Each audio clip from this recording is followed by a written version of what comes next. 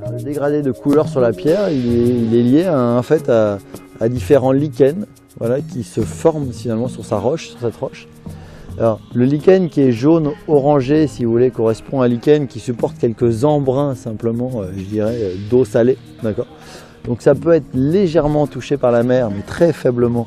Donc en fait, il y a un lichen très particulier qui se forme là. Tous les rochers après qui sont teintés de noir sont en fait des rochers qui sont totalement immergés à marée haute, toujours de grands coefficients.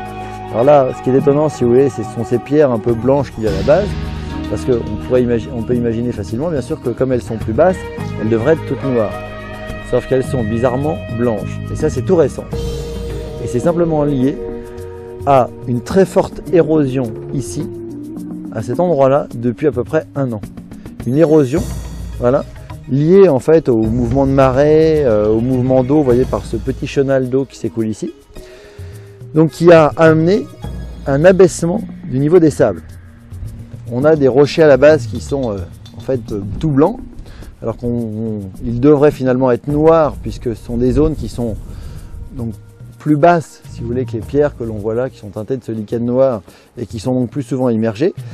Mais en fait, pourquoi elles sont blanches jusqu'à ce niveau-là? Parce que l'an dernier, en fait, elles étaient cachées par le sable. Donc en fait, le lichen là n'a pas encore eu le temps de se former finalement. Et elles deviendront progressivement en fait noirâtres, si vous voulez. Mais donc on peut imaginer, vous voyez, l'érosion qu'il y a eu ici dernièrement depuis à peu près 1 an.